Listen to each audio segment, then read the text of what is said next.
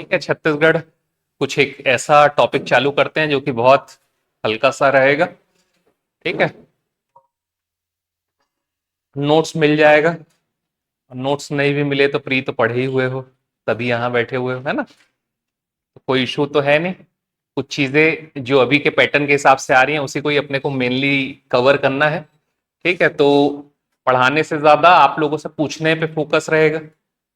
ठीक है, आप लोग बताओगे मैं लिखूंगा, बस मेरा काम तो केवल इतना ही है, क्योंकि मुख्य परीक्षा और प्रारंभिक परीक्षा का सिलेबस छत्तीसगढ़ में मोस्टली सेम। चलो देखते हैं। ऊर्जा, छत्तीसगढ़ राज्य की स्थापना कब हुई? 1 नवंबर सन 2000। पक्का? हाँ, क्या हो गया साहब? नहीं हुई क्या? कौन थे पहले मुख्यमंत्री?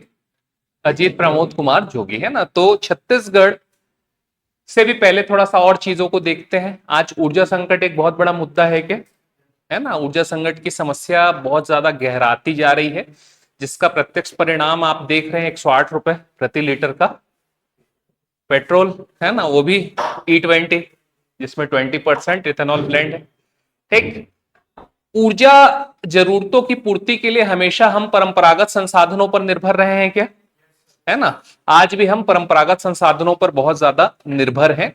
और ऊर्जा सुरक्षा एक बहुत बड़ी चुनौती है छत्तीसगढ़ में भी और पूरे भारतवर्ष में। न केवल पूरे भारतवर्ष में, पूरे विश्व में भी इस प्रकार की चुनौती का सामना करना पड़ रहा है। तो आज का जो ऊर्जा टॉपिक है वो परंपरागत ऊर्जा संसाधन पे बेस्ड तो रहेगा ही रहेगा, क्योंकि अभी हम वहीं पर ज्यादा डिपेंडेंट है। 95% हमारी जो ऊर्जा आवश्यकताओं की पूर्ति है परंपरागत संसाधनों से हो रही है छत्तीसगढ़ में, हाँ या ना। और 5% केवल जल विद्युत से बना रहे हैं।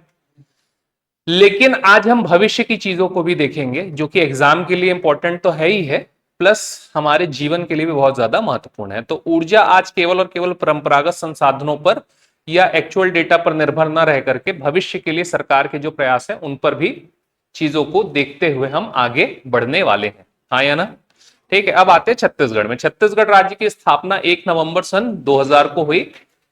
छत्तीसगढ़ राज्य की स्थापना की मांग बहुत पहले से की जा रही थी, है ना। ऐसा तो नहीं है, कल तो हमने चर्चा की थी लास्ट क्लास में, पंडित सुंदरलाल शर्मा के कथन से हमने शुरुआत की थी और पूरी चीजों को थोड़ा थोड़ा ऐसी बातचीत में चर्चा किए थे कि भाई जरूरत थी छत्तीसगढ़ राज्य के निर्माण की।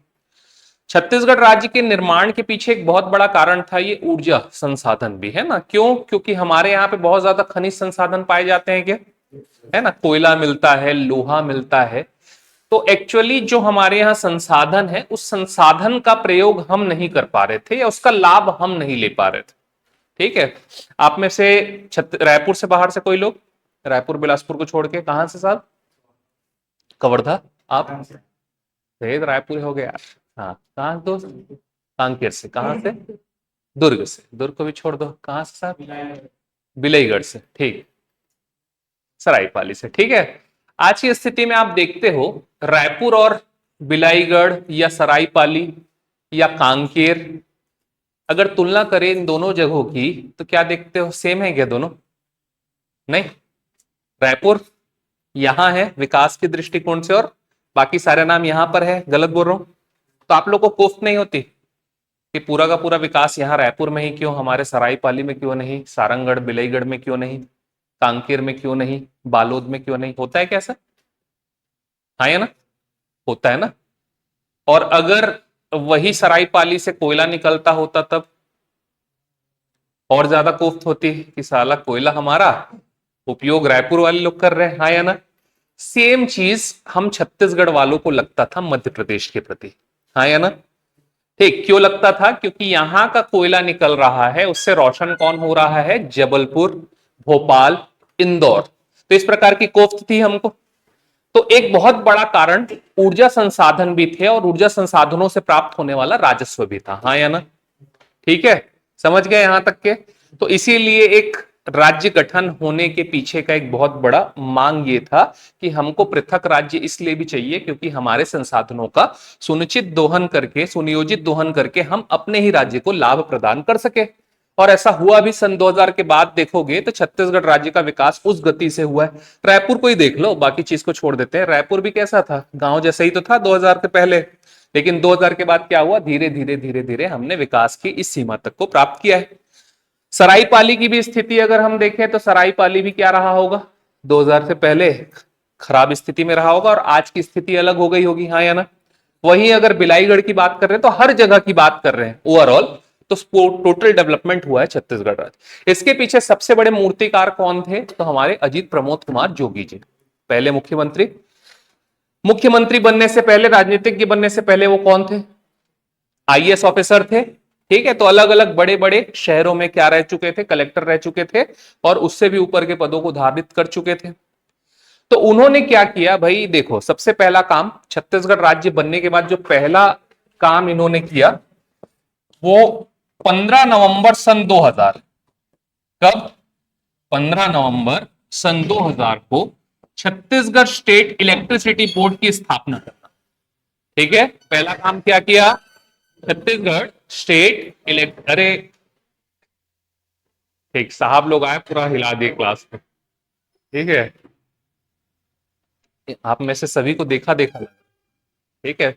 किसकी स्थापना हुई, छत्तीसगढ़ स्टेट इलेक्ट्रिसिटी बोर्ड। क्यों नेट था इसका, इतनी जल्दी ही स्थापना करने की आवश्यकता क्यों पड़ी, राजस्व, ठीक है। छत्तीसगढ़ राज्य का विकास करना है, छत्तीसगढ़ राज्य एक नए स्ट्रक्चर के तौर पे डेवलप हो रहा है क्या, हाँ या ना। क्या हो गया, मैं सोचता हूं बिल्कुल हाँ, दंते वाला, ठीक।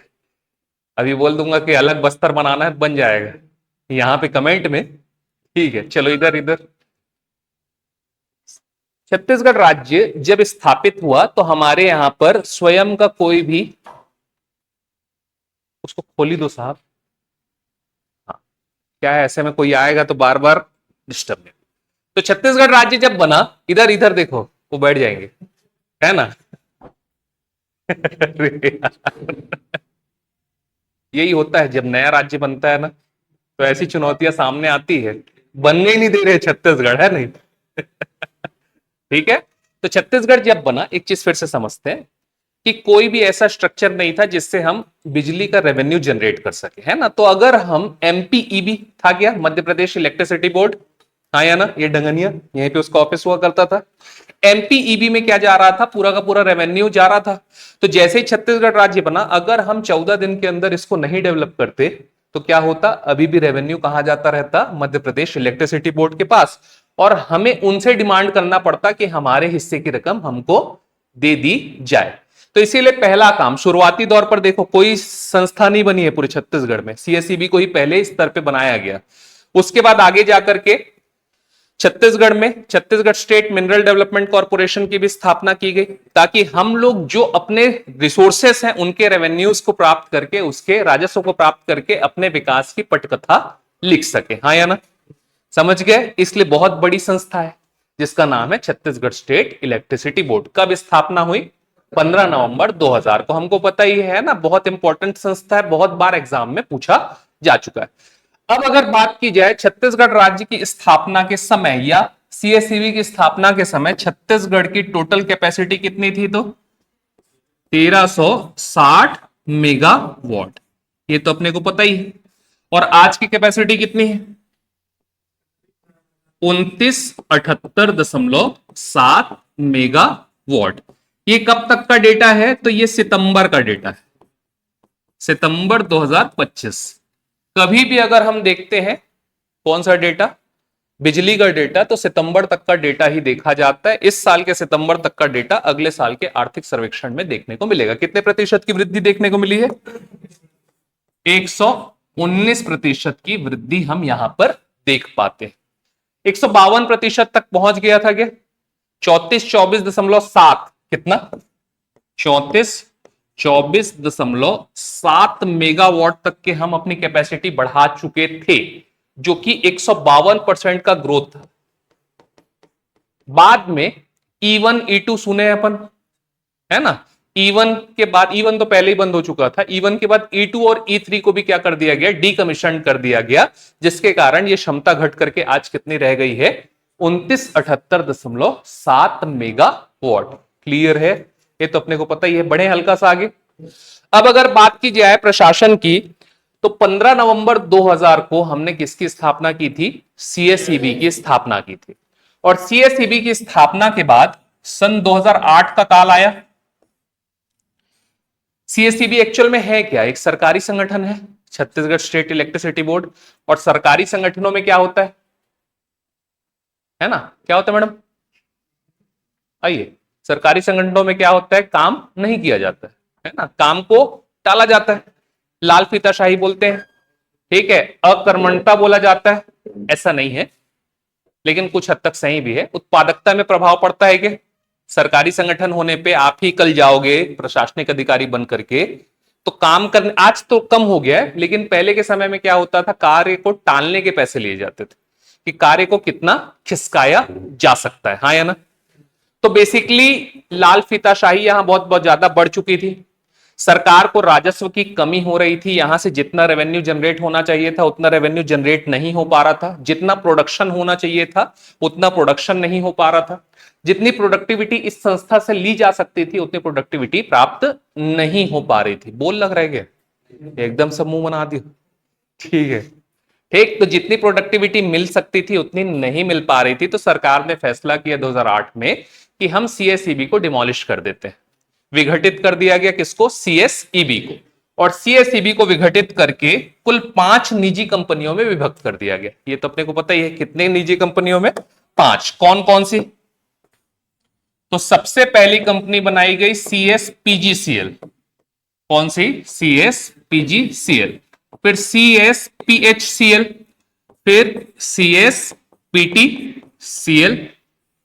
सीएसपीडीसीएल और सीएसपीटीसीएल। कुल कितनी कंपनीज हो गई? 5। कब बनी? 2008 में।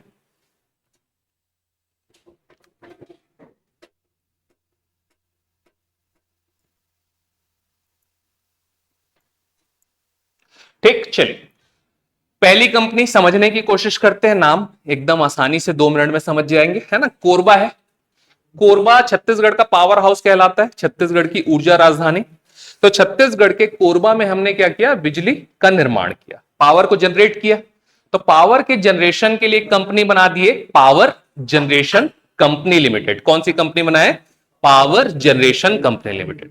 अब पावर को जब जनरेट कर दिए तो पावर को जनरेट करने के बाद कुछ समय तक वहां पे होल्ड करके रखे। कहां पर? कोरबा। तो एक कंपनी क्या बना दिए? Power holding company limited. पहला पावर को जनरेट किए तो पावर जनरेशन कंपनी लिमिटेड, दूसरा पावर को होल्ड करके रखे तो पावर होल्डिंग कंपनी लिमिटेड। अब वहां पे होल्ड करने के लिए तो बनाए नहीं थे, कहां भेजना था? रायपुर, सारंगगढ़, संबलपुर। संबलपुर क्यों भेजेंगे अपन, ठीक है। तो रायपुर, सारंगगढ़, बिलईगढ़ इधर वगैरह भेजना है अपने को। तो भेजने के लिए कंपनी बना दी है ट्रांसमिशन के लिए, पावर ट्रांसमिशन कंपनी लिमिटेड। तो तीसरी कंपनी का नाम क्या हो गया? Power transmission company limited. अब ट्रांसमिट होकर के आ गई रायपुर, कोरबा चले गई, बिलासपुर चले गई। अब वहां पर रखने के लिए भी बिजली को नहीं बनाया गया था, घर घर पहुंचाने के लिए बनाया गया था। तो क्या कर दिए? पावर को डिस्ट्रीब्यूट कर दिए। तो कौन सी कंपनी बनी? Power distribution company limited. इसके बाद फ्री में देने के लिए बनाए थे क्या बिजली? ठीक है, अपने को क्या करना है? इधर बिजली देना है और उधर से पैसे लेने हैं। किसी भी सामान को हम देते हैं और उसके बदले में कुछ लिया जाता है तो इसको कहा जाता है ट्रेडिंग। क्या बोलते हैं? ट्रेडिंग। तो कौन सी कंपनी बन गई? Power trading company limited. पहली कंपनी पावर को जनरेट की इसलिए पावर जनरेशन कंपनी लिमिटेड, फिर होल्ड करके रखे तो होल्डिंग कंपनी लिमिटेड, फिर ट्रांसमिट किए तो ट्रांसमिशन कंपनी लिमिटेड, फिर डिस्ट्रीब्यूट किए तो डिस्ट्रीब्यूशन कंपनी लिमिटेड और ट्रेडिंग किए तो ट्रेडिंग कंपनी लिमिटेड। हाँ या ना? याद हो गया? एक बार फिर से, CS PGCL, CS PSCL, CS PTCL, PDCL और पीटीसीएल। जी का मतलब जनरेशन, एच का मतलब होल्डिंग, टी का मतलब, डी का मतलब डिस्ट्रीब्यूशन और टी का मतलब, क्लियर है। अब 2008 की बात है, 2023 तक सब ठीक चलता रहा। 2023 में सरकार को यह लगा कि भाई ये भी 5 कंपनी है ना, ओवर एक्सपेंसेस का कारण बन रही, बहुत ज्यादा इसमें क्या लग जा रहा है? पैसा लग जा रहा है और इसकी आवश्यकता भी नहीं है। तो इसमें उन्होंने बोला कि अब हम 5 कंपनी नहीं रखेंगे, 5 कंपनी को 3 कंपनियों में मिला देंगे, है ना, मर्जर हो जाएगा। तो अब अगर बात की जाए तो ये वाली कंपनी कौन सी? Power holding company limited. बोले आज से कंपनी खत्म, इसका मर्जर किसमें कर दिया गया? पावर ट्रांसमिशन कंपनी लिमिटेड, अर्थात इसके जितने भी कर्मचारी थे किसमें मर्ज हो गए, अब वो होल्डिंग के ना कहला करके ट्रांसमिशन के कर्मचारी कहलाएंगे। क्लियर। वैसे ही ये वाली कंपनी कौन सी, ट्रेडिंग, बोले कि आज से ट्रेडिंग खत्म, किसमें मर्जर कर देंगे, पावर डिस्ट्रीब्यूशन में। तो अभी कितनी कंपनी वर्तमान में, कौन कौन सी, पावर जनरेशन, पावर ट्रांसमिशन और पावर डिस्ट्रीब्यूशन। हमको सबसे ज्यादा काम इसी से पड़ता है, अभी तो और ज्यादा पड़ रहा है। रात में लाइट गोल हो गया, अरे लगाओ फोन 1912 में, उठाई गई नहीं फोन, है नहीं, पहले सही था, आजकल साए साए चक्कर में और साए साए हो गए। ठीक, बड़े आगे हल्का था। ठीक है, तो ये पूरी की पूरी प्रशासनिक व्यवस्था है जिसमें हमने क्या किया है, छत्तीसगढ़ में विद्युत में प्रशासन की व्यवस्था का विकास किया है। सबसे पहले सीएसईबी की स्थापना हो गई। सीएसईबी की स्थापना के बाद 2008 में 5 कंपनियों का निर्माण और सीएसईबी का विघटन। फिर 2023 में 2 कंपनियों का मर्जर बचे हुए 3 कंपनियों में कर दिया गया। ठीक, अब थोड़ा सा बढ़ते हैं आगे। वर्तमान हो गया, ये नोट्स आ रहा है आपका, प्रिंट दिलवा दिया हूं, मिल जाएगा अभी, है ना। ठीक, टोटल कैपेसिटी कितनी हमारी, 2978.7 मेगावाट। ठीक है, 2978.7 मेगावाट है क्या, बेसिकली छत्तीसगढ़ राज्य के द्वारा जो संस्थान है, जो संयंत्र है, उनके माध्यम से हमारी टोटल कैपेसिटी, इसमें एनटीपीसी का इंक्लूजन नहीं। ठीक है, एनटीपीसी अलग से पढ़ते हैं क्योंकि वो हमारी बिजली नहीं है, हमारे यहां जरूर बन रही है लेकिन वेस्टर्न ग्रिड में हम उसको भेज देते हैं, तो वो एक अलग व्यवस्था है, ये एक अलग व्यवस्था है। छत्तीसगढ़ में ज्यादा बिजली बन रही, ऐसा नहीं है कि 2978.7 ही बन रही है, लेकिन यहां पर राज्य की संस्थाओं के माध्यम से जो बिजली का उत्पादन हो रहा है उसकी बात हो रही है। क्लियर। अब अगर बात करें 2978.7 मेगावाट की, तो इसमें से ताप विद्युत गृह से कितना बन रहा होगा, 2840 मेगावाट। कितने मेगावाट बन रहा है, कहां से, थर्मल पावर प्रोजेक्ट से, है ना, थर्मल पावर प्लांट से 2840, और जल विद्युत संयंत्र से 138.7 मेगावाट।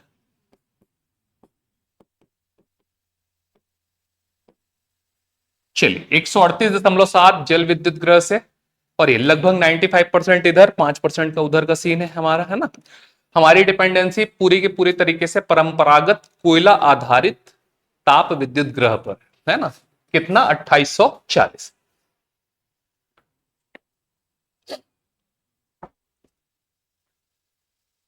ऑटो तो मैडम एक एक रख के पीछे देते जाओ।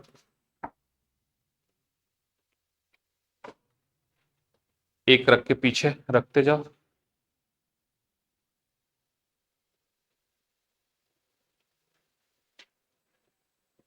साहब एक ठोक दिखाओ तो मेरे को, आप बांटो मैं वाह, बोला ही देते हो अलग। इसको ऑनलाइन डलवा देना ना रितेश, ऑनलाइन डलवा देना, ग्रुप नहीं बना है लेकिन उसमें ऐप में डलवा देना। ठीक है, मिल गया क्या सभी को। ठीक है, देखो पहली चीज समझ लो, ये है क्या, ये जो पहला 2 पेज दिख रहा है ये उल्टा स्टेपल हुआ है, ये वाला। ठीक है, छत्तीसगढ़ अर्थव्यवस्था प्रमुख आंकड़े, इधर इधर दूसरा पेज जो पहले का ही पीछे वाला, और ये पहला पेज, है ना, आगे पीछे। ये जो है इकोनॉमिक सर्वे के मेन आंकड़े। ठीक है, इसको पहले दिन ही बांटने का क्या उद्देश्य है, ताकि आप धीरे धीरे धीरे धीरे इसको रटते रहो। ठीक है, पर्टिकुलर ये पेज हम लोगों ने प्री के पहले भी सर्कुलेट किया था 10 दिन पहले, और यहां से 3 सीधे सीधे क्वेश्चन आए।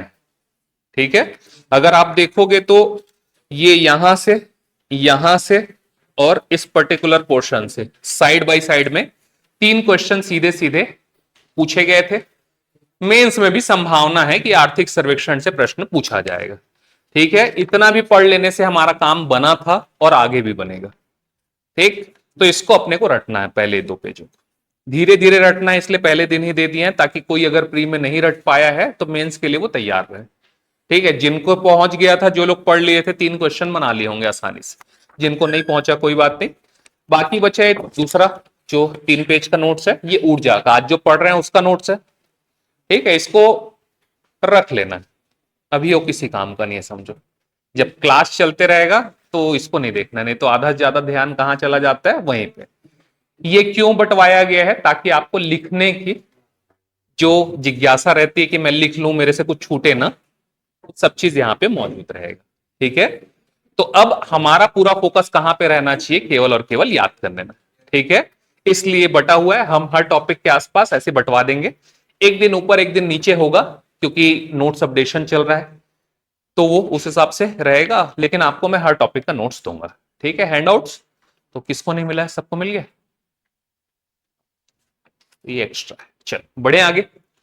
चल, तो ताप विद्युत गृह 2840 मेगावाट। अब हम एक एक पाई पाई का हिसाब लेंगे कि 2840 मेगावाट कहां कहां से आ रहा है। चलिए, सबसे पहले अगर ताप विद्युत गृह की बात की जाए तो ताप विद्युत गृह को हम 2 भागों में तोड़ लेंगे। कितने भागों में तोड़ेंगे, 2 भाग।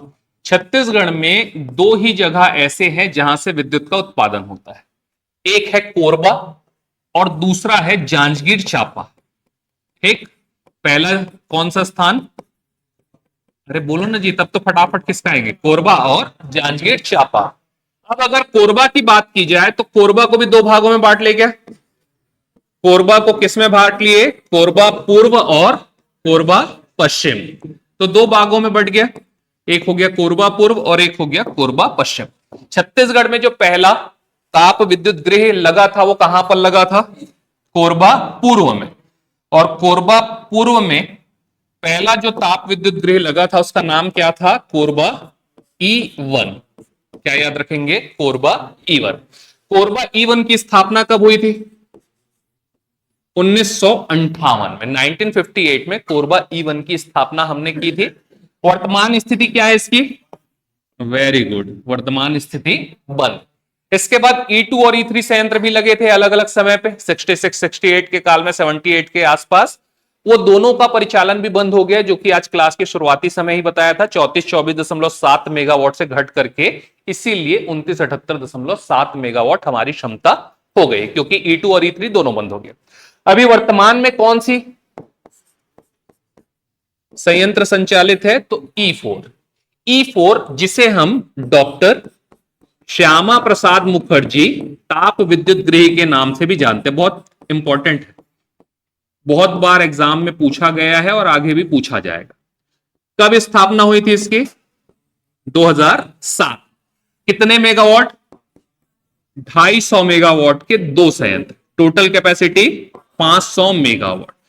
अतः कोरबा पूर्व की टोटल कैपेसिटी कितनी हो जाएगी, 500 मेगावाट।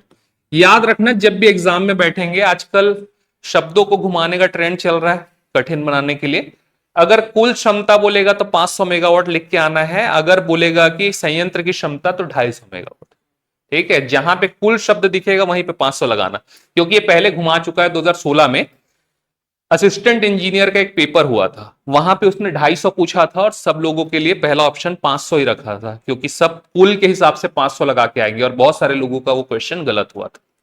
तो वैसा खेलता है आजकल, तो प्रॉपर लाइन बाय लाइन बना के देता है क्वेश्चन को लेंदी बनाने के लिए, तो वहां पे और खेला हो सकता है।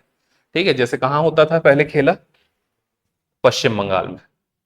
ठीक है, बड़े आगे। अब आते हैं कोरबा पश्चिम। कोरबा पश्चिम में 1983, कब से, 1983, 84, 85 और 86, इन 4 वर्षों में 210 मेगावाट के एक एक संयंत्र लगे, अर्थात कुल 4 संयंत्र लगेगा 210 मेगावाट का, जिसकी टोटल कैपेसिटी कितनी हो जाएगी, 840 मेगावाट। ठीक है, तो 840 मेगावाट संयंत्र की स्थापना 1983 से लेकर के 1986 के बीच हुई। उसके बाद भी कोरबा पश्चिम की कैपेसिटी को और बढ़ाने के प्रयत्न हुए और वर्तमान तक के हो रहे हैं। 2013 में हमको पता चला, अंदाजा लगा सरकार को कि क्यों ना यहां पर क्या कर दिया जाए, इसका विस्तार कर दिया जाए। तो इस संयंत्र का नाम क्या पड़ गया, कोरबा पश्चिम विस्तार। अगर इसके बारे में पूछना हो तो 2 नामों से पूछ सकता है, या तो पूछेगा कोरबा पश्चिम विस्तार, या इस कोरबा पश्चिम को हसदेव ताप विद्युत गृह भी कहा जाता है।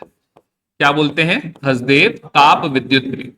तो इसके बारे में पूछना है तो हसदेव ताप विद्युत गृह विस्तार पूछ सकता है, या तो कोरबा पश्चिम विस्तार करके पूछ सकता है। तो इन दोनों को याद रखेंगे। कितने मेगावाट, 500 मेगावाट का एक संयंत्र, टोटल कैपेसिटी 500 मेगावाट।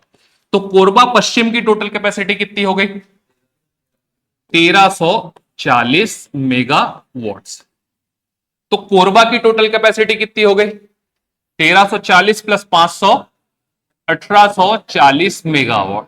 घुमाने के लिए ऐसा भी पूछ सकता है कि कोरबा से राज्य विद्युत गृह से, राज्य संचालित विद्युत गृह से कितने विद्युत का उत्पादन हो रहा है। तो कोरबा से 1840, कोरबा पूर्व से 500 और कोरबा पश्चिम से 1340 मेगावाट। हाँ या ना, बड़े हल्का सा आगे। जांजगीर चांपा में कौन सा संयंत्र,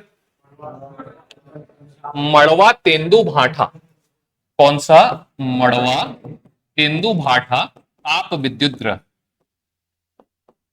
2018 में इसका नामकरण अटल बिहारी वाजपेयी जी के नाम पर कर दिया गया। तो इसे हम किस रूप में जानते हैं आप, अटल बिहारी वाजपेयी ताप विद्युत गृह।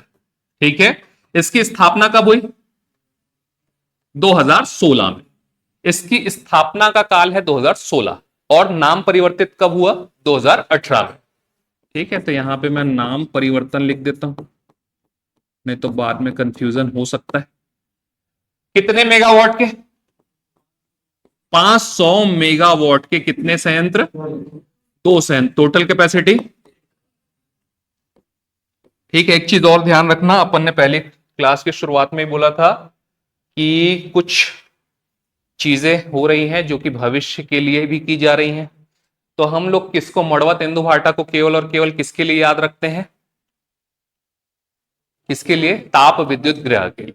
लेकिन यहां पर एक इनोवेशन किया गया है और मड़वा तेंदु भाठा ताप विद्युत गृह जो है, यहां पर इसकी छतों में 300 किलोवाट का सोलर प्लांट भी लगाया गया है।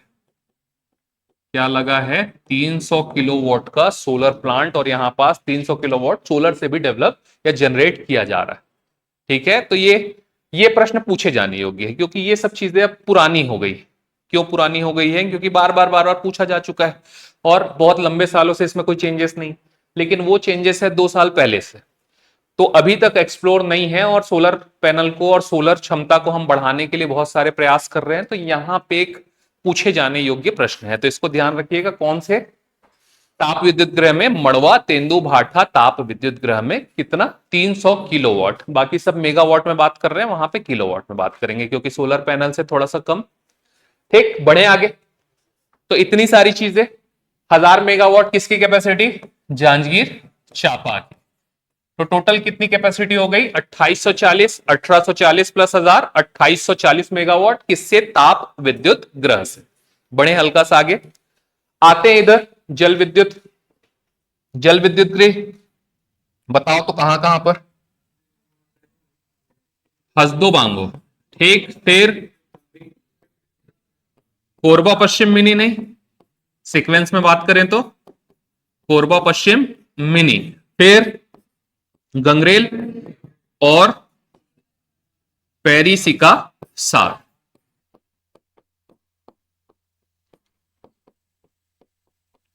ठीक, नाम तो अपने को पता ही है। हसदो बांगो कब स्थापना, 1994-95। कितने मेगावाट के कितने संयंत्र, 40 मेगावाट के 3 संयंत्र, टोटल कैपेसिटी 120 मेगावाट। ठीक, इसके बाद कोरबा पश्चिम मिनी कब कब, 2003 और 2009 में। कब कब याद रखेंगे, 2003 में और 9 में। 2 संयंत्र लगे हैं यहां पे 0.85 मेगावाट के, जिसकी टोटल कैपेसिटी कितनी हो जाएगी, 1.7 मेगावाट। ठीक है, कहां पे है, नाम से ही क्लियर है, कोरबा पश्चिम मिनी है मतलब कोरबा में, हसदो बांगो है मतलब कोरबा में है, गंगरेल मतलब धमतरी में। कब, 2004-5 में। कितने मेगावाट के, 2.5 मेगावाट के 4 संयंत्र, टोटल कैपेसिटी 10 मेगावाट। पेरिसिकासार कहां पे है, गरियाबंद जिले में। कब, 2006 में। कितने मेगावाट के कितने संयंत्र, 3.5 मेगावाट के दो संयंत्र, टोटल कैपेसिटी 7 मेगावाट्स। 120 और 10 130 प्लस 7 137 प्लस 1.7 138.7 मेगावाट। तो जल विद्युत क्षमता हमारी 138.7 की। क्लियर है? पहले से पता है अपने को, कोई नया चीज नहीं सीखे हैं। चलो बढ़ते हैं हल्का सा आगे।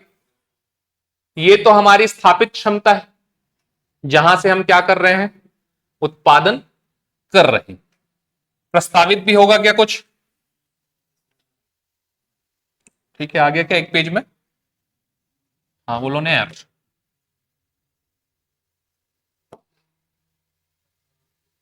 Very good. कहां से आई आवाज? सर आप पहले से हैं पुलिस में? ठीक। आप भी साहब? क्या बात है, एक्स आर्मी। आप भी सर? Ex army. ओके। चलिए, प्रस्तावित परियोजना देख रहे हैं हम, प्रपोज्ड प्रोजेक्ट्स। प्रस्तावित परियोजना की बात की जाए तो पहले किसको देखें? ताप विद्युत ग्रह। चलो तो बताओ, आप लोग पढ़ के आए हो। कहां कहां पर कोरिया जिले में प्रस्तावित है क्या कुछ?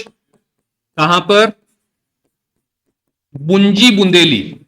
बोलिए, जो लोग को नहीं पता है भाई बोलते जाइए, है ना साथ में। बुंजी बुंदेली, कोरिया जिले में बुंजी बुंदेली ताप विद्युत गृह प्रस्तावित। ठीक, बन रहा है, लगभग 70% काम पूरा हो चुका है, अगले 2-3 साल में कमीशन हो जाएगा। कोरिया के बाद अगला जिला है सूरजपुर। कौन सा जिला? सूरजपुर। सूरजपुर में दो परियोजना, एक प्रेमनगर में और एक भैया थान में। इसको याद रखना है, एक प्रेमनगर और एक भैया थान। कहां कहां पे प्रस्तावित है? तो सूरजपुर जिले के प्रेमनगर और भैया थान। अगला जिला कौन सा? कोरबा। तो कोरबा में कोरबा पश्चिम और कोरबा पूर्व के बाद कोरबा दक्षिण का भी विकास किया जा रहा है। इसके अतिरिक्त, स्क्रीन पूरा नहीं आ रहा है, कट रहा है, ठीक है, ध्यान रखते हैं। दूसरा, कोरबा पश्चिम में और विस्तार की संभावनाएं तलाशी जा रही हैं और लगभग 1200 मेगावाट यहां पर एक्सटेंड करने की बात की जा रही। ठीक है, 1320, 1200 भी नहीं, 1320, 660 मेगावाट के दो संयंत्र यहां पे लगने। ठीक है, तो अभी कितने के लगने हैं वो याद रखने की आवश्यकता नहीं है, क्योंकि जब तक कमीशन नहीं हो जाता अपने को वहां पे नहीं जाना है। तो अभी कहां कहां पे याद रखना है? कोरिया जिले में बुंजी बुंदेली, सूरजपुर जिले में प्रेमनगर और भैया थान, कोरबा जिले में कोरबा दक्षिण और कोरबा पश्चिम में विस्तार की संभावनाएं तलाशी गई हैं और काम चल रहा है। अब अगर जल विद्युत की बात की जाए, किसकी बात करें? जल विद्युत परियोजनाओं की, तो कहां कहां पर? ऊपर से चालू करते हैं, सूरजपुर जिला। सूरजपुर जिले में रेहर परियोजना, और बलरामपुर जिले में, बलरामपुर जिले में कन्हार परियोजना। फिर दंतेवाड़ा जिले में, दंतेवाड़ा जिले में बोधघाट, और बस्तर जिले में मटनार नाला। ठीक है, पहले मटनार नाला लिखा आ गया।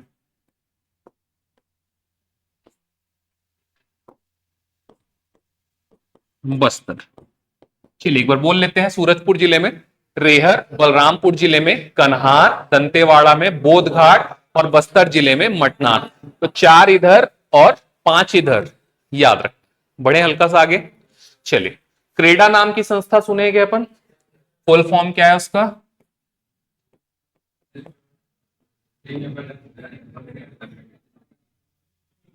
Chhattisgarh state renewable energy development. हाँ, यही तो जानना चाह रहा था, आया हुआ क्वेश्चन है। ए मतलब एजेंसी, ना कि अथॉरिटी। एग्जाम में पूछा गया है कि क्रेडा का फुल फॉर्म क्या है। पहला ऑप्शन में अथॉरिटी दिया था, दूसरे में एजेंसी, क्योंकि हम लोग ज्यादा किसके लिए? अथॉरिटी के लिए फेवरेबल रहते हैं, तो फंसाया था। ठीक है, व्यापम उस समय व्यापम हुआ करता था, तो उसके एक एग्जाम में स्पेसिफिक पूछा हुआ है। और हिंदी में क्या हो जाएगा? छत्तीसगढ़ राज्य अक्षय ऊर्जा विकास,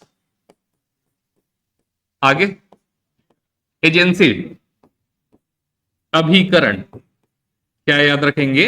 अभिकरण। तो नाम सबसे पहले याद रहना चाहिए। एक बार ऐसे ही बता रहा हूं, एनटीपीसी एनएमडीसी का पूछा था, तो एनएमडीसी ना लिख करके उसने पूरा नाम लिख दिया था। याद ही नहीं आ रहा है अंदर जाके कि राष्ट्रीय खनिज विकास निगम है क्या। ठीक है, फिर अंग्रेजी जोड़ जोड़ के अच्छा है एनएमडीसी ऐसा करके लगता है। ठीक है, तो ऐसा भी होता है कई बार, बहुत सिंपल सी चीज हमारे लिए कठिन हो जाती है। तो छत्तीसगढ़ राज्य अक्षय ऊर्जा विकास निगम, इसकी स्थापना हुई 25 मई सन 2001। 25 मई 2001 को इसकी स्थापना हुई। अभी हम लोग एक एग्जाम की तैयारी कर रहे हैं, कौन सा एग्जाम?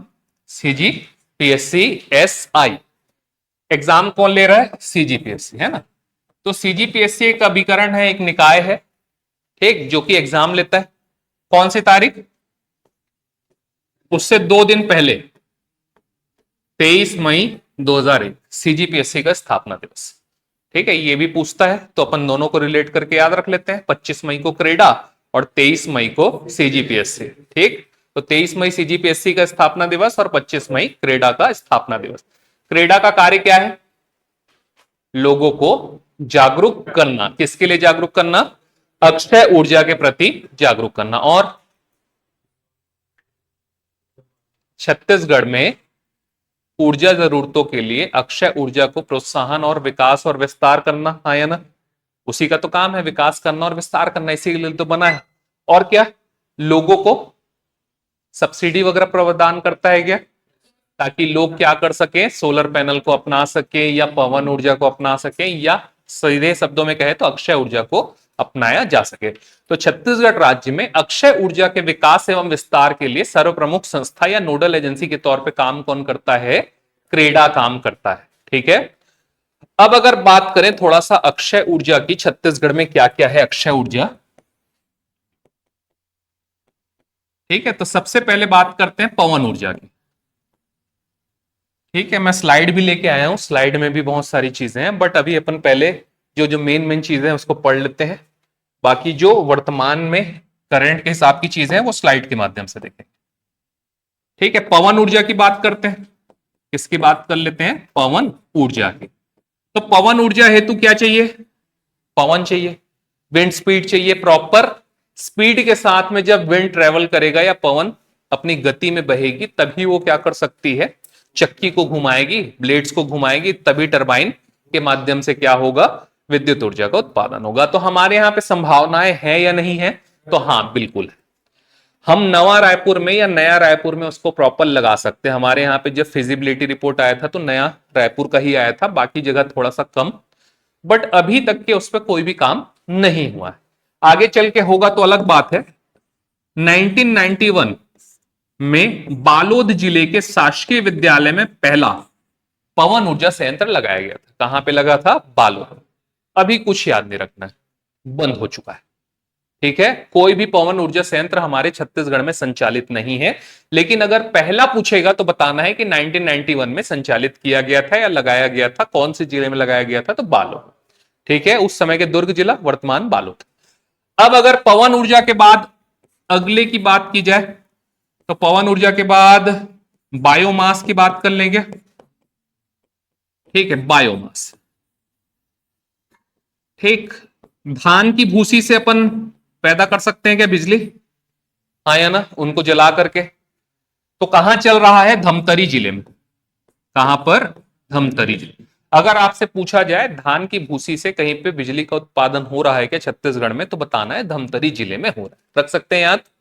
अब इसके बाद लगभग 2013 से यहां पे हो रहा है। ठीक है, गन्ने से हो सकता है क्या? गन्ना, है ना। तो गन्ने से भी अपन क्या कर सकते हैं? रस निकालने के बाद शक्कर बनाने के लिए जो बची हुई गन्ने की खोई है उसको जला करके विद्युत का उत्पादन किया जा सकता है।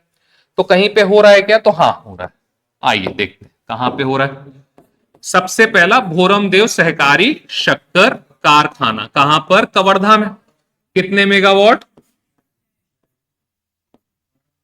कितने मेगावाट? 12 मेगावाट। ठीक है, तो भोरमदेव सहकारी शक्कर कारखाना से निकलने वाली गन्ने की खोई से 12 मेगावाट विद्युत का उत्पादन हो रहा है। दूसरा, और कौन कौन से शक्कर कारखाने हैं? मां महामाया सहकारी शक्कर कारखाना कहां पर है? सूरजपुर जिले के केरता में। ठीक है, तो यहां से 6 मेगावाट, कितने मेगावाट? 6 मेगावाट किसका उत्पादन? बिजली का। अभी ये नहीं हो रहा है, अभी ये प्रस्तावित, ठीक है, प्रपोज्ड है। तीसरा, और कौन सा शक्कर कारखाना है? मां दंतेश्वरी सहकारी शक्कर कारखाना। यहां से 3 मेगावाट, यहां से कितने मेगावाट? 3 मेगावाट विद्युत का उत्पादन प्रस्तावित। इसके अतिरिक्त और क्या है? सरदार वल्लभ भाई पटेल सहकारी शक्कर कारखाना, ये कहां पर है? कवर्धा जिले के पंडरिया ब्लॉक में। कवर्धा जिले के पंडरिया के विशेषरा गांव में, दंतेश्वरी करका भाठा बालोद में, महामाया सूरजपुर जिले का केरता और भोरमदेव रामहेपुर कवर्धा। इसलिए इसको याद रखना आवश्यक है क्योंकि एक बार एक प्रश्न आया था जोड़ी मिलाओ, जहां पर इधर भोरमदेव था एक ऑप्शन, चारों का नाम लिखा था जैसे वहां पे लिखा हुआ है, और यहां पर एक ऑप्शन था आपका सरदार पटेल। ठीक है, अब इसमें जोड़ी मिलाओ में कवर्धा भी था और कबीर धाम भी था, तो एक कठिनाई वाली स्थिति बन गई। तो अब ऐसे क्वेश्चन में इसलिए ध्यान रखना है क्योंकि भोरमदेव जो है वो रामहेपुर में है और ये रामहेपुर कवर्धा ब्लॉक में है ना, तो इसलिए क्या होना था इसका? कवर।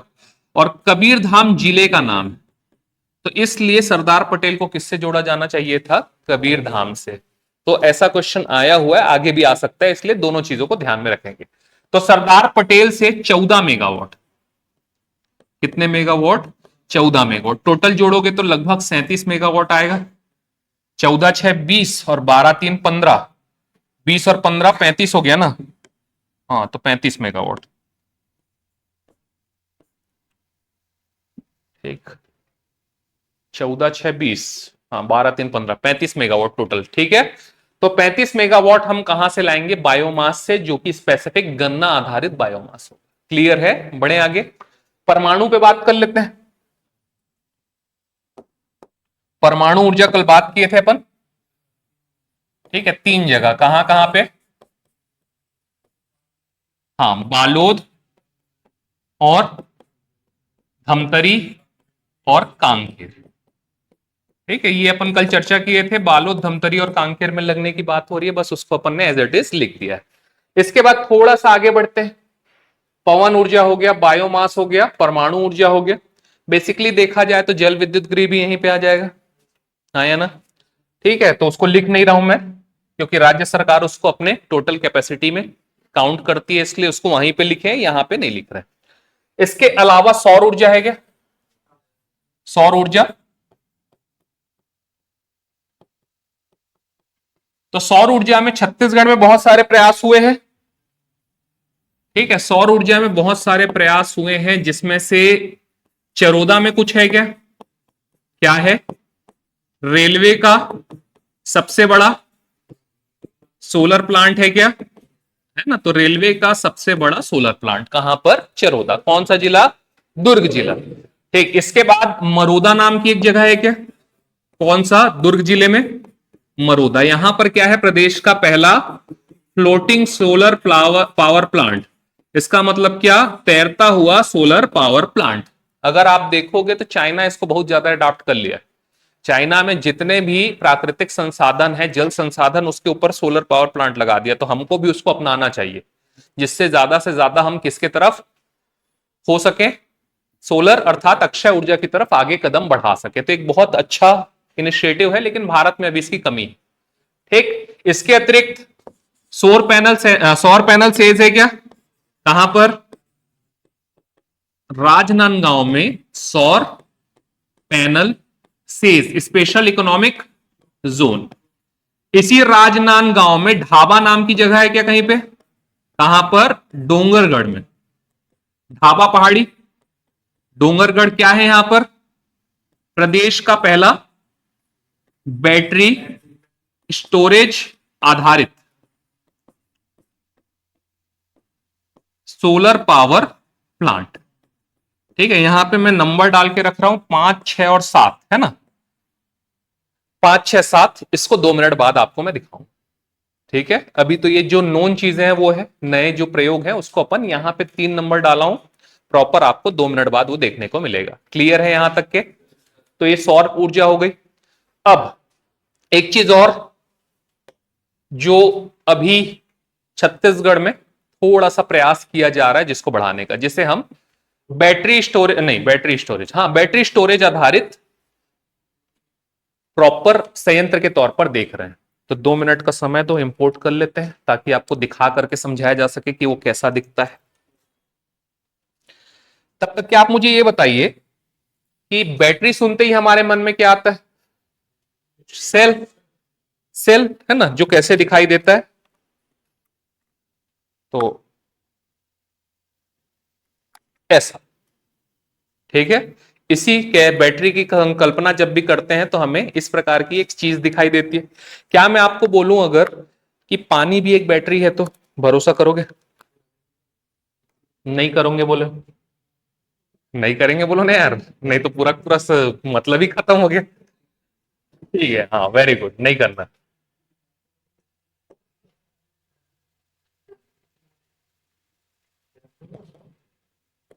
ठीक है, तो पानी को बैटरी की तरह उपयोग किया जा रहा है। कैसे पानी को बैटरी की तरह उपयोग, जिसे हम क्या बोल रहे हैं? पंप स्टोरेज आधारित पावर प्लांट या संयंत्र। ठीक है, बेसिकली टॉपिक क्या रहेगा अपना अगला? Pump storage based power plant. दिखता कैसे है? तो ऐसे दिखता है। उधर दिख रहा है ना, एक बार देखो तो। हाँ, ठीक है, आप लोग को भी दिख रहा है, विजिबल है। ये है एक नया कंसेप्ट जो कि भारतवर्ष में अपनाया जा रहा है, जिसे हम क्या बोल रहे हैं? पंप स्टोरेज आधारित पावर प्लांट। इसे प्राकृतिक बैटरी की संज्ञा दी जा रही है। क्या बोला जा रहा है इसको? प्राकृतिक बैटरी। थोड़ा सा समझ लेते हैं क्या हो रहा है इसमें हल्का सा। ये पानी है, ये भी पानी। हमको इसमें कैसी चीज की आवश्यकता है? बेसिकली डैम अपन बना रहे हैं ना, तो डैम, बेसिकली डैम के आसपास ही अपन इस प्रकार के प्रोजेक्ट्स को डेवलप करेंगे, जिसमें नीचे एक रिजर्वायर होगा जिसे हम लोअर रिजर्वायर बोल रहे हैं, या नीचे का जलाशय, निचला जलाशय बोला जा रहा है, और इसे ऊपरी जलाशय या अपर रिजर्वायर का कॉन्सेप्ट कहा जाएगा। इसका उद्देश्य क्या है या कैसे काम करता है उसको समझते हैं। देखो, दिन भर में पूरा दिन है, सुबेरे 6 बजे से लेकर के पूरे रात से लेकर अगले सुबेरे 6 बजे तक, क्या बिजली की डिमांड हर समय एक जैसी रहती है? कब ज्यादा रहती है? शाम को। शाम को क्या होता है? सब अपने घर जाते हैं, टीवी देखता है, कोई कोई नेटफ्लिक्स चला रहा है, कोई मोबाइल चला रहा है, एसी ज्यादा कंज्यूम हो रहा है, हाँ या ना? अभी देखो यहां पर आप जितने लोग बैठे हो, अभी केवल और केवल 2 एसी में यहां पे काम चल जा रहा है आप सभी के लिए। लेकिन सब अपने अपने घर जाओगे तो अलग अलग अलग अलग रिसोर्सेज से क्या लोगे? पंखा चलाओगे, टीवी देखोगे, बहुत सारी चीजें होंगी या नहीं? तो इसे कहा जाता है पीक आवर, जहां पे बिजली की बहुत ज्यादा डिमांड रहती। और एक होता है ऑफ आवर, जहां पे पीक नहीं होता, जहां पे क्या होता है? बिजली की डिमांड कम होती। बेसिकली रात में ये स्थिति बनती है। रात में सभी लोग सोते रहते हैं, एक पंखा, ज्यादा से ज्यादा एक एसी, टीवी नहीं चल रहा है, कोई गैजेट नहीं चल रहा है, तो बिजली की डिमांड वहां पे सबसे कम होती है, हाँ या ना? तो यहां पर हम क्या कर रहे हैं? पानी को एक बैटरी की तरह उपयोग कर रहे हैं, जिसमें दिन भर का जो एक्सेस बिजली है, जो पीक आवर नहीं है, अपना पीक आवर नहीं है तो बिजली अपने पास बचेगा ना, क्योंकि हम क्या कर रहे हैं? हर समय बिजली उसी रफ्तार से बनाते जा रहे हैं अपने संयंत्रों से। तो जब पीक आवर नहीं है, उस समय बिजली की जरूरत नहीं है, तो एक्सेस बिजली बच गया। उस एक्सेस बिजली का प्रयोग करते हुए हमने क्या किया? यहां पे पंप लगाया, और उस पंप के माध्यम से निचले रिजर्वायर का पानी चढ़ा दिया, कहां पर? ऊपर पे। ठीक है, तो अब क्या हुआ? हमने विद्युत ऊर्जा का उपयोग किया। ऊर्जा संरक्षण का सिद्धांत जानते हैं ना अपन, क्या कहता है ऊर्जा संरक्षण का सिद्धांत? ऊर्जा को ना तो उत्पन्न किया जा सकता है, ना तो नष्ट किया जा सकता है, बस एक फॉर्म से दूसरे फॉर्म में हम क्या करते हैं? कन्वर्ट करते हैं। तो सेम यहां पे हो रहा है, उसी सिद्धांत का प्रयोग किया हमने। यहां पर क्या है? विद्युत ऊर्जा। यहां पे एक्सेस एनर्जी है, चाहे वो रिन्यूएबल से लाए, चाहे अपन परंपरागत संसाधनों से लाए, जो एक्सेस बिजली है उसका प्रयोग करके पंप चलाए, और पंप चला करके निचले पानी को ऊपर पहुंचा दिए। अब वो पानी जब ऊपर पहुंचा और जाकर के स्थिर हुआ, तो उसके अंदर स्टैटिक एनर्जी आ गई। ठीक है, जिसे हम क्या बोलते हैं? स्थितिज ऊर्जा। ठीक है, अब वो स्थितिज ऊर्जा जब उसके अंदर है, तो अब वहां पर वो रखा हुआ है एक बैटरी के समान, उसके अंदर क्या बना हुआ है? एनर्जी स्टोर है। ठीक, अब जब पीक आ आता है, जब बहुत ज्यादा एक्सेस मात्रा में बिजली की डिमांड होती है, तो हम क्या करेंगे? कुछ नहीं करेंगे, इस पानी को यहां से नीचे गिरा देंगे। अब उसके अंदर जो स्टैटिक एनर्जी है वो डायनेमिक या काइनेटिक एनर्जी में परिवर्तित हो गई, ठीक है। स्थितिज ऊर्जा गतिज ऊर्जा में परिवर्तित हो गई। अब तीव्र धारा से वो नीचे बहा और नीचे बहते हुए क्या किया, यहां पर लगे हुए टरबाइन को घुमाना चालू कर दिया। तो अब काइनेटिक एनर्जी किस में चेंज हो गई, मैकेनिकल एनर्जी में, हाँ या ना, यांत्रिक ऊर्जा में परिवर्तित हुई। अब ये यांत्रिक ऊर्जा में परिवर्तित होने के बाद क्या हुआ, अंदर में लगा हुआ आपका कॉइल और मैग्नेट वो भी घूमने लगा, और कॉइल और मैग्नेट घूमने लगा तो फैराडे के सिद्धांत के तहत विद्युत का उत्पादन होना चालू हुआ, मैग्नेटिक फील्ड जनरेट हुआ, और मैग्नेटिक फील्ड जनरेट होने से क्या हुआ, विद्युत एनर्जी अर्थात विद्युत ऊर्जा का उत्पादन हुआ। तो यहां से क्या हुआ, ट्रांसफॉर्मर जनरेटर से विद्युत ऊर्जा का उत्पादन हो गया, हाँ या ना। तो इसके लिए हम किसी चीज का उपयोग किए गए नहीं, जो एक्सेस बिजली बची थी उसी से पानी को ऊपर चढ़ाए थे और उसी पानी को गिरा करके फिर से क्या कर लिए, बिजली का उत्पादन कर लिए। तो ऊर्जा का संरक्षण हुआ, हाँ या ना। बहुत इंपॉर्टेंट कंसेप्ट है, याद रखिएगा, जो कि भारत देश में ऊर्जा सुरक्षा के लिए इंपॉर्टेंट होता जा रहा है और देश के अलग अलग क्षेत्रों में इसका प्रयोग किया जा रहा है, छत्तीसगढ़ में भी हो रहा है। अब अगर यहां तक की चीजें समझ आ गई कैसे कैसे काम कर रहा है वो। अब अगर इसकी प्रमुख विशेषताओं की बात की जाए तो क्या है, ऊर्जा का भंडारण करता है कि नहीं, बोले कि सेल की तरह व्यवहार कर रहा है बैटरी की। तो ऊर्जा का संरक्षण हुआ, भंडारण हुआ। जब एक्सेस बिजली था, पानी ऊपर चढ़ा लिए तो उस बिजली को हमने वहां पानी के माध्यम से स्टोर कर लिया, फिर उसके बाद गिराए, जब जरूरत पड़ी वापस से उस बिजली का उपयोग कर लिए। तो ऊर्जा का भंडारण करता है। ग्रिड की स्थिरता बढ़ाता है, कैसे, ग्रिड स्थिर है। जब लग रहा है कि पावर कम जा रहा है ग्रिड में, उसी समय पानी नीचे गिरा दिए और ग्रिड स्थिर हुआ कि नहीं हुआ, ठीक। तीसरा, सौर और पवन ऊर्जा। तो सौर और पवन ऊर्जा की लिमिटेशन है, सूरज केवल और केवल 6-7 घंटे ही चमकता है ढंग से, जिससे हम क्या कर सकते हैं, पावर जनरेट कर सकते हैं। अभी सिंपल देख लो, आज अगर सौर संयंत्र लगा भी होगा तो गिन के 2 यूनिट बनेगा 3 किलोवाट, हाँ है ना। क्यों, क्योंकि बारिश हो रहा है, सूरज की रोशनी ही नहीं है, तो सीमाएं है कि नहीं है। वैसे ही पवन ऊर्जा, जब उसी स्पीड में विंड चलेगी तभी क्या होगा, पावर का जनरेशन होगा। लेकिन इसमें क्या है, जब मनाया पानी को गिरा दिए, बिजली जनरेट हो गया, फिर एक्सेस बिजली जब है वापस चढ़ा लिए, फिर पानी गिरा लिए, फिर चढ़ा लिए, फिर गिरा लिए। तो बहुत ज्यादा स्थिरता के साथ में और बहुत ज्यादा कंटिन्यूटी और सस्टेनेबिलिटी के साथ में हम इस पर्टिकुलर संयंत्र का उपयोग कर सकते हैं कि नहीं कर सकते। फिर त्वरित रूप से बिजली उत्पादन शुरू कर सकता है, जस्ट अभी हमने बात किया, जब मन किया गिरा दिया, बिजली उत्पादन। लाभ क्या है, तो बड़ी मात्रा में ऊर्जा का संग्रहण हो रहा है, जितना मर्जी उतना पानी चढ़ा लो, गिरा करके विद्युत ऊर्जा का उत्पादन कर लो। लंबी आयु है, ठीक है। इनिशियल लेवल पे भले ही कॉस्टिंग ज्यादा आएगा, लेकिन बहुत लंबे समय तक हम क्या कर सकते हैं, इस ऊर्जा का उपयोग किया जा सकता है। कार्बन उत्सर्जन कम, CO2 एमिशन कम होगा, ग्लोबल वार्मिंग कम, ठीक है। स्वच्छ ऊर्जा का जो हम बात करते हैं एक्चुअल में इससे मिल सकता है कि नहीं, क्योंकि कार्बन एमिशन तो लगभग 0 है ना, जो वहीं से हम विद्युत उत्पादन कर रहे हैं और वहीं से पानी ऊपर चढ़ा रहे हैं। तो बेसिकली कार्बन उत्सर्जन बहुत ज्यादा कम हो जा रहा है। बोल लग गया आगे, स्किप कर दें, चलो ठीक। अगला, पीक डिमांड को पूरा करने में सहायक है, पहले ही हमने चर्चा कर ली कि जब जरूरत है तब पानी गिरा करके विद्युत ऊर्जा का उत्पादन कर लिए, तो पीक डिमांड हम वहां से पूरी कर सकते हैं। कुछ सीमाएं भी है, हर चीज की सीमा होती है, जैसे अभी सौर पैनल की सीमाओं की बात की, इसकी भी कुछ सीमाएं होंगी। पहला, प्रारंभिक लागत बहुत अधिक है। तो हाँ, शुरुआती तौर पे अगर देखोगे तो पहाड़ को काटना, वहां पे पाइप्स बिछाना, फिर पंप लगाना, तो इनिशियल कॉस्टिंग बहुत ज्यादा है। लेकिन इनिशियल कॉस्टिंग जिसमें ज्यादा होता है तो लंबी आयु भी तो पूरी कर रहा है ना, 50 साल से अधिक चलेगा। सिंपल उदाहरण, रेलवे की पटरी बिछाने में शुरुआत में या इंजन बनाने में बहुत ज्यादा कॉस्टिंग आता है, लेकिन अगर देखो बहुत लंबे समय तक के वो अपना लागत निकाल लेता है और लोगों को लाभ भी देता है। तो इसकी सीमा है, तो उसका वो भी है, प्लस पॉइंट भी है। उपयुक्त भौगोलिक स्थल की आवश्यकता, प्लेन में नहीं बना सकते हैं, रायपुर में बन सकता है क्या, नहीं बनेगा। स्पेसिफिक पहाड़ चाहिए, तो वहां पे भौगोलिक सीमाओं की स्थिति। दूसरा, भौगोलिक स्थल के साथ साथ पर्यावरणीय प्रभाव की संभावना है, इसको बनाएंगे तो पेड़ कटेगा, फिर आप ही लोग चिल्लाओगे पेड़ कट रहा है, पेड़ कट रहा है, ठीक है। बिजली भी चाहिए बोल रहे हो, दिन भर AC भी चलाना है, टीवी भी चलाना है, लेकिन पेड़ भी नहीं कटे बोलते हैं अपन, है ना। दूसरा, उस क्षेत्र में विस्थापन की समस्या उत्पन्न हो सकती है क्या, वहां पे निवास करने वाली जातियों की, ठीक। तीसरा, आपका जो जैव विविधता है वहां पे वो प्रभावित हो सकती है क्या। तो सीमाएं हैं, लेकिन अगर सीमाओं से ज्यादा देखें तो लाभ है इसके, तो इसीलिए सरकार आगे बढ़ रही है। अब अगर छत्तीसगढ़ की बात करें तो छत्तीसगढ़ में कुल 6 जगहों पर, कितने जगहों पर, 6 जगहों पर लग रहा है। देखते हैं, सबसे पहले ऊपर से आते हैं। ऊपर हमारा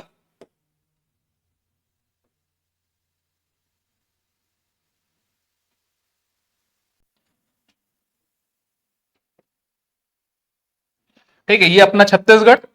तो छत्तीसगढ़ में यहां पर सबसे पहला जिला बलराम। ठीक है, बलरामपुर जिले में कोटपल्ली डैम। कौन सा डैम है? कोटपल्ली, यहां पे दिख रहा होगा। तो बलरामपुर जिले में कोटपल्ली डैम पहला। नाम याद रखना इंपॉर्टेंट है, बाकी सब चीजें सेकेंडरी है। पहला बलरामपुर जिले में कोटपल्ली। दूसरा जशपुर जिला। तो जशपुर जिले में एक रौनी जलाशय है और एक दनगरी जलाशय है। कौन कौन सा? रौनी और दनगरी। ये रौनी और ये दनगरी। ठीक, फिर से जशपुर में रौनी और दनगरी। आपके नोट्स में है सब चीजें, कुछ भी नहीं है ऐसा नहीं है। रौनी और दनगरी। बलरामपुर जिले में कोटपल्ली, जशपुर जिले में रौनी और दनगरी। फिर इसके बाद आते हैं कोरबा जिला। कहां पहुंच गए? कोरबा। तो कोरबा में हसदो बांगो, बहुत फेमस। कौन सा? हसदो बांगो। फिर आगे गरियाबंद जिला। तो गरियाबंद जिले में भी एक बहुत फेमस पैरी सिका सार। एक नया नाम याद रखना है, कुरुंद। क्या याद रखेंगे? कुरुंद। कुरुद है धमतरी में, उसी का भाई कुरुंद। ठीक, ये दिख रहा होगा। ठीक है, तो कुरुंद कहां पर? गरियाबंद में। पैरी सिका सार कहां पर? गरियाबंद में। हसदो बांगो कहां पर? कोरबा में। रौनी और दनगरी कहां पर? जशपुर में। और कोटपल्ली कहां पर? ठीक है, तो इसको याद रखना है। ये याद रखने की आवश्यकता नहीं है। टोटल 8300 मेगावाट विद्युत का उत्पादन यहां पर होगा। ठीक है, किसके माध्यम से? पम्प स्टोरेज आधारित जल विद्युत परियोजनाओं के माध्यम से। रख सकते हैं याद। ठीक है, 2 मिनट का ब्रेक ले लो, 2 मिनट का, ज्यादा नहीं। ठीक है, लेकर के आप वापस आओ, रिलैक्स हो जाओ, क्योंकि 1 घंटा आधा घंटा और बैठना है अपने को मेरी क्लास में। तो 1 घंटे बाद थोड़ा सा दिमाग भर जाता है। तो मैं आपको 5 मिनट का मैक्सिमम ब्रेक दे रहा हूं। 5 मिनट में आप लोग रिलैक्स होके आइए। ठीक साहब, चलो आप लोग भी।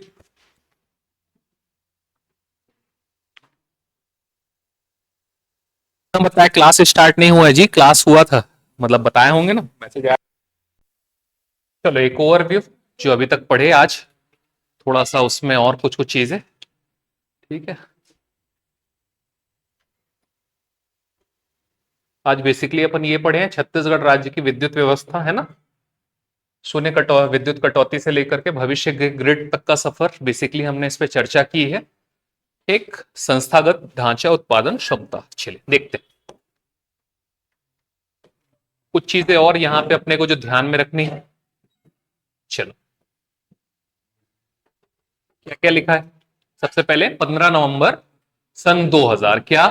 छत्तीसगढ़ राज्य विद्युत मंडल की स्थापना, जो आज क्लास की शुरुआत यहीं से हुई अपनी। ठीक है, फिर 25 मई 2001 को क्या हुआ? एक सीक्वेंसिंग में ये क्रेडा की स्थापना, जस्ट अभी पढ़े अपन पीछे। 23 अगस्त 2002, तो 23 अगस्त का डेट याद रखने की आवश्यकता नहीं है, 2002 में याद रखना। क्या लिखा हुआ है? छत्तीसगढ़ राज्य विद्युत नियामक आयोग। क्या लिखा हुआ है? छत्तीसगढ़ राज्य विद्युत नियामक आयोग। आज अगर हमको विद्युत कंपनी, जो 3 कंपनी वर्तमान में मौजूद है, अगर उससे कोई भी प्रकार की समस्या है तो हम कहां पर जाकर के केस लड़ सकते हैं? छत्तीसगढ़ राज्य विद्युत नियामक आयोग। तो हमेशा एक क्या होता है, किसी भी को हम स्वच्छंद रूप से विचरण करने का अधिकार नहीं दे सकते, है ना, क्योंकि एक अपने को लगाम लगाने वाली संस्था आवश्यक होती है, नहीं तो क्या हो जाती है, पहली संस्था बेलगाम हो जाती है। तो यहां पर छत्तीसगढ़ राज्य में जो विद्युत कंपनियां हैं उस पर लगाम लगाने के लिए हमने एक संस्था बनाई है, जिसका नाम क्या है? छत्तीसगढ़ राज्य विद्युत नियामक आयोग। कब बनी वो संस्था? 2000। अर्थात अगर हमारे यहाँ पे विद्युत की कीमतें तय होती हैं तो वो नियामक आयोग के संरक्षण में ही होती है। अगर नियामक आयोग बोला कि नहीं ऐसा नहीं करना है, तो विद्युत की कीमतों को नहीं बढ़ाया जा सकता। हालांकि बढ़ रहा है, नियामक आयोग तो काम कर रही है कि नहीं कर रही समझ में नहीं आ रहा है, क्योंकि अभी पिछले साल भर में 4 बार विद्युत की कीमतें बढ़ी हैं। अभी 1 जुलाई से फिर से विद्युत की कीमत बढ़ी है, तो अगले महीना जो बिल आएगा वो और बढ़ा हुआ आएगा। अभी तो अपन रो रहे हैं कि स्मार्ट मीटर के कारण बिल बढ़ा है, तो अगले महीने का और बढ़ के आएगा। हालांकि इस महीने खपत कम होगा, क्योंकि बारिश हो रही है तो खपत कम है ना, एसी वेसी चलना बंद हो गया है, कूलर पंखा चलना थोड़ा सा कम हो गया है, तो अपने आप घटेगा। तो हमको लगेगा बिजली कम, लागत कम हो गई, बिल कम आया है, लेकिन वो एज इट अगर देखोगे तुलनात्मक रूप से बढ़ा हुआ बिल अपने को देखने को मिलेगा। फिर 28 जनवरी 2005 कौन सी संस्था? सीबीडीए। क्या नाम है? CBDA, Chhattisgarh state biofuel development authority. क्या? छत्तीसगढ़ स्टेट एजेंसी, सॉरी है ना, देखो वही गलती, Chhattisgarh state biofuel development agency. रतन जोत, करंज का पौधा जिससे अपन क्या बना रहे हैं? बायोफ्यूल। ये इथेनॉल का भाई है, समझ लो, और क्या है? किसका भाई है? इथेनॉल का भाई है। नितिन गडकरी अभी हाल ही में चर्चा में इसलिए आया क्योंकि विगत वर्ष नितिन गडकरी ने अपना जो एरोप्लेन है वो बायोफ्यूल से उड़ा दिया। ठीक है, तो इसलिए फिर से चर्चा में आया, तो हो सकता है पूछ ले, तो दिमाग में रखिएगा कि सीबीडीए की स्थापना कब हुई? 2005 में हुई। और रतन जोत और करंज के पौधे से क्या होता है? बायोफ्यूल का विकास किया जाता है। फिर दिसंबर 2008 में हमने अपने आप को क्या घोषित कर दिया? जीरो पावर कट स्टेट घोषित कर दिया। अर्थात हमारे पास इतनी बिजली है, इतनी बिजली है कि हमारे यहां कभी भी लाइट नहीं जाती। तो एक्चुअल है नहीं जाती है ना? हाँ, देखा जाए तो सच में नहीं जाती।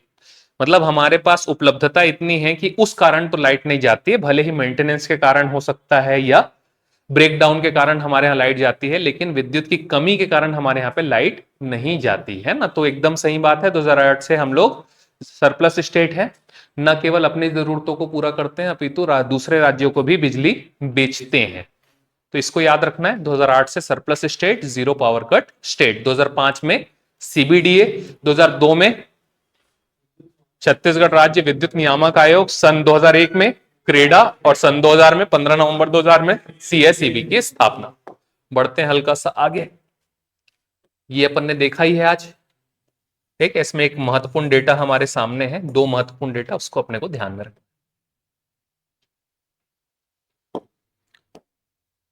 ठीक है, दिख रहा है? चलिए, कितना टोटल वर्तमान ऊर्जा परिदृश्य कितना? 2978.7 मेगावाट, पूरा का पूरा पढ़ के आए हैं आज, है ना।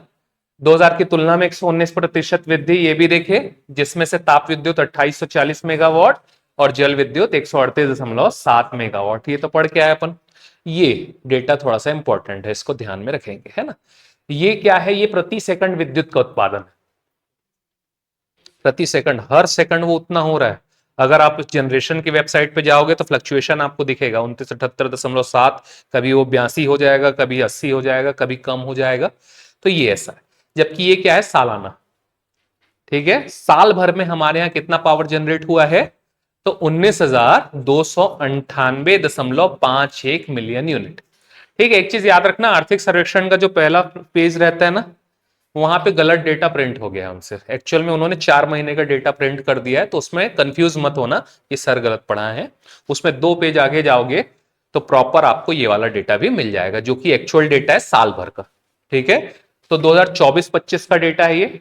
2024-25 मतलब सितंबर 2024 से लेकर के सितंबर 2025 के बीच का जो डेटा है, उस डेटा की बात होती है, क्योंकि अपन पहले ही समझ गए हैं कि सितंबर से सितंबर का डेटा पढ़ा जाता है। तो कितना million unit? 19,298.51 million unit total हमने जनरेट किया है इस साल। इसमें से 18,839.83 मिलियन यूनिट किससे किया अपन ने? तापीय विद्युत गृह से या तापीय ऊर्जा से।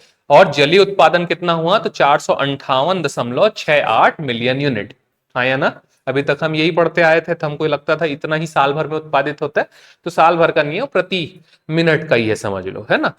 कंटिन्यूअस उतना बिजली उत्पादन हो रहा है। ठीक है, बड़े हल्का सा आगे याद रखना है इसको, 19,298.51 मिलियन यूनिट। लगभग 20,000 याद रख लेना या 19,300 याद रख लेना, ज्यादा आसान रहेगा। 19,300, उसके आसपास जो भी दिखेगा उसको लगा करके आना है। ठीक है, क्योंकि प्रश्न इस प्रकार के बन रहे हैं आजकल। ठीक है, लाइन देता है, प्रॉपर सेंटेंस देता है, उस सेंटेंस में इस प्रकार के क्वेश्चन आते हैं, तो हल्का से इसको दिमाग में डाल के जाइएगा। वर्तमान परिदृश्य के हिसाब से हमने इस आंकड़े को पढ़ने का विचार किया। ठीक, फिर क्या है अगला हेडिंग? विद्युत उपभोक्ता लिखा हुआ है आपके नोट्स में, है ना, तो कोई ऐसा मत सोचिए कि नहीं है। विद्युत उपभोक्ता, कितने विद्युत उपभोक्ता हैं छत्तीसगढ़ में वर्तमान में? टोटल 64,97,847। सिंपल याद रखने के लिए 65 लाख, है ना, क्योंकि 64,97,000 याद करने में दिमाग हिल जाएगा, तो उससे अच्छा सीधा सीधा याद रखना है 65 लाख या 64,97,000, 64.97 लाख। इसका कोई वैल्यू नहीं है 847 का, 64.97 लाख ऐसा अपन याद रख सकते हैं। ठीक, जिसमें से लगभग 3% की वृद्धि हुई है पिछले वर्ष की तुलना में। पिछले वर्ष इससे 3% कम थे, इस बार 3% का ग्रोथ है यहां पर विद्युत उपभोक्ताओं में देखा गया। एक चीज जो लगातार पूछता है एग्जाम्स में वो ये है कि विद्युत उपभोक्ताओं की संख्या का क्रम जमाइए। सबसे ज्यादा क्या दिख रहा है आपको? घरेलू। घरेलू के बाद क्या दिख रहा है? बीपीएल। बीपीएल के बाद क्या दिख रहा है? कृषि। कृषि के बाद क्या दिख रहा है? गैर घरेलू। और गैर घरेलू के बाद क्या दिख रहा है? औद्योगिक। बेसिकली घरेलू बोले तो हम लोग का जो घर का कनेक्शन होता है वो, कृषि जो बीपीएल, तो बीपीएल कनेक्शन भी होता है क्योंकि जिनके पास गरीबी की रेखा से नीचे का कार्ड है उनको कुछ सुविधाएं भी दी जाती है, कुछ छूट भी दी जाती है, तो उस कनेक्शन को क्या बोला जाता है? बीपीएल। तो लगभग 23% इसमें का बीपीएल उपभोक्ता है। फिर कृषि कार्य के लिए जो अपन खेतों के लिए कनेक्शन लेते हैं उसको कृषि कनेक्शन कहा जाता है, 9.02% वो है। गैर घरेलू, गैर घरेलू बोले तो ऐसे कनेक्शन जो सड़कों में बिजली देने के लिए है ना, और भी बहुत सारी जो सरकारी सुविधाएं हैं, सरकारी ऑफिसेज हैं, वहां पे बिजली देने वाले को क्या बोला जाता है? गैर घरेलू। तो गैर घरेलू और औद्योगिक, उद्योगों को जो सप्लाई दी जाती है उसको औद्योगिक। तो सबसे कम औद्योगिक, हालांकि सबसे ज्यादा खपत कौन करता है छत्तीसगढ़ में? उद्योग। ठीक है, तो इसका सीक्वेंस याद रख के जाएंगे, डेटा याद रखने की आवश्यकता नहीं है। 9%, 23%, 6%, 54% याद रखने की आवश्यकता नहीं, सीधा सीधा सीक्वेंस। सबसे ज्यादा क्या? घरेलू। घरेलू के बाद बीपीएल के बाद फिर गैर घरेलू, फिर औद्योगिक। एक बार फिर से, सबसे ज्यादा, फिर याद रहेगा। ठीक, बढ़ते हैं हल्का सा आगे। ये अपन पढ़ लिए हैं, ठीक है। इस पेज में एक नया डेटा अपने को दिख रहा है, उसको देखना है, बाकी अपन सब पढ़े हुए हैं, हाँ या ना।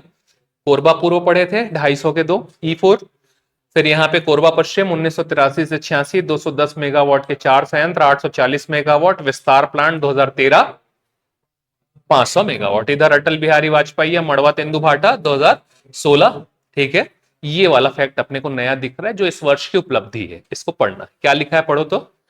सर्वोत्तम निरंतर संचालन हसदेव ताप विद्युत ग्रह कोरबा पश्चिम विस्तार लगातार 225 दिन तक चला।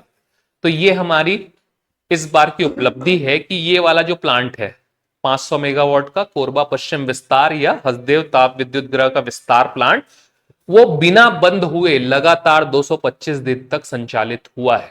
कोई भी ब्रेकडाउन नहीं हुआ उसमें, कोई भी फॉल्ट नहीं आया, और लगातार हमने 225 दिन वहां पर बिना ब्रेक के क्या किया है? विद्युत का उत्पादन किया है। तो हर साल ये वाला डेटा भी जारी होता है। इस साल सबसे ज्यादा 225 दिन की उपलब्धि हमारे यहाँ पे है, तो इसको ध्यान में रखेंगे। हो सकता है पूछ ले, क्योंकि आर्थिक सर्वेक्षण में प्रॉपर मेंटेन करता है डेटा को, तो पूछा भी जाता है उपलब्धि के तौर पर। इसके बाद पीएलएफ। पीएलएफ क्या होता है? प्लांट लोड फैक्टर, है ना। बेसिकली उसको एक उदाहरण से समझते हैं। आप लोग हैं, ठीक है, आप लोग दिन में कितने घंटे पढ़ सकते हो? 10 घंटे। सबकी क्षमता अलग अलग होती है। फॉर एन एग्जाम्पल अपन मान लेते हैं कि अपन कितने घंटे पढ़ सकते हैं? 10 घंटे, हाँ या ना। ठीक है, पढ़ते कितना? 6 घंटा।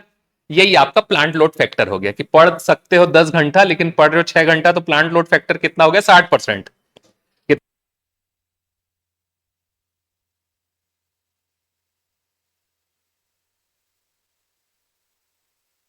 तो प्लांट लोड फैक्टर बेसिकली जितना हम काम कर सकते हैं उसमें से जितना हम काम कर रहे हैं उसके प्रतिशत को कहा जाता है। तो पीएलएफ का डेटा एक बहुत इंपॉर्टेंट डेटा होता है, क्योंकि हमारे जो भी संयंत्र हैं वो काम जितना कर सकते हैं उतना पूरा काम नहीं करते हैं। उसमें भी एक प्रतिशत का भिन्न भिन्न कारणों से क्या होता है? ह्रास होता है। तो यहां पर देखते हैं अभी इस साल हम अपना पीएलएफ कितना है। हाँ, 2 मिनट बात कर लिया हूं, मैं छोड़ूंगा 10 मिनट, अब ये स्लाइड कंप्लीट हो गई तो है ना। चलिए, क्योंकि अपना हो ही गया, सब पढ़ लिए हैं, थोड़ा सा कुछ कुछ चीजों को देखना है तो देख लेते हैं। ठीक है, पीएलएफ अप्रैल 2025 का रिपोर्ट क्या बताता है? पीएलएफ राष्ट्रीय औसत कितना था? 63.36%। हमारा कितना है? देश में कौन सा स्थान पूछता है? क्या पूछता है? स्थान। ठीक है, तो 2025 के अप्रैल के रिपोर्ट के हिसाब से देश में हमारा कौन सा स्थान? 5वां। 2024-25 के काल का कौन सा? 2024। अभी करंट ईयर क्या है? 25-26 चल रहा है, तो 25-26 कंप्लीट हुआ क्या? नहीं, तो ऐसा है ना। तो यहां पर क्या याद रखना है? 5वां स्थान 75.73% पीएलएफ। पीएलएफ भी याद रखना 75.73। इस बार का एक्चुअल डेटा जो याद रखने योग्य है यही है, ठीक है। अब ये सितंबर 2025 तक का डेटा, ठीक है, बीच का डेटा, क्योंकि पूरा साल का डेटा नहीं आया है इसलिए यहां पर फाइनेंशियल ईयर 25-26 का हाफ डेटा यहां पर दिया गया है, ठीक है। हाफ डेटा कितना है, राष्ट्रीय औसत 65.54 और हमारा 73.07। आगे चल के बढ़ भी सकता है ना, क्योंकि साल का समय बचा हुआ है, तो ये मेंटेन हो जाएगा औसत। देश में कौन सा स्थान, तीसरा। ये नहीं पूछेगा, पूछेगा क्या, पांचवा स्थान वाला। तो हमको याद क्या रखना है, पांचवा स्थान 75.73% पीएलएफ के साथ रख सकते हैं याद। बढ़ू हल्का सा आगे, ठंडी लग जा रहा है क्या दोस्त, ठीक। ये भी पढ़ चुके अपन, जल विद्युत परियोजना स्किप करते हैं, मेन चीजों को देखना है ना इसलिए। चलो ये भी पढ़ लिए क्या अपन, जस्ट अभी ब्रेक के पहले जो पढ़ाया था 8300। इसमें एक चीज ऊपर देखो क्या लिखा हुआ है, प्रस्तावित सोलर पावर। हमारे यहां पे solar power plant in power plant में और खाली जगह पे प्रस्तावित किया जा रहा है, जैसे पोड़ीमार, कहां पर, कोरबा पूर्व। कोरबा पूर्व का जो निचला राखड़ बांध है, जहां पे राखड़ रखा हुआ है, वहां पे क्या लगाएंगे, सोलर प्लांट लगाएंगे। कितने, 27 मेगावाट का, ठीक है। तो ये भी नवाचार हो रहा है, जहां पे खाली जगह है वहां पे सोलर प्लांट लगा रहे।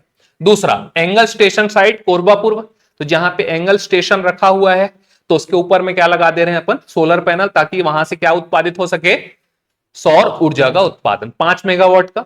वैसे ही अटल बिहारी वाजपेयी है, में अभी जस्ट पढ़े थे, वहां पर फ्लोटिंग सोलर प्लांट भी लगाया जा रहा है। वहां पे जो क्या है, जल है, वहां पे फ्लोटिंग सोलर पावर प्लांट कितना, 6 मेगावाट। वो 300 किलोवाट के अतिरिक्त ना, वो तो चल ही रहा है। ये नया प्रस्तावित है, प्रस्तावित सोलर पावर छत्तीसगढ़ में 3 जगह पर, जहां पे खाली जगह है वहां पे उपयोग करेंगे। कहां कहां पे, 2 जगह कोरबा पूर्व में और एक अटल बिहारी वाजपेयी मड़वा तेंदु भाठा में। बड़े हल्का सा आगे चलो, ये भी मोस्टली चीज देख चुके हैं। धमतरी बायोमास देखे थे क्या, धान की भूसी से, मैं 2013 लिख दिया था, 2014-15 है। कितने मेगावाट, 30 मेगावाट।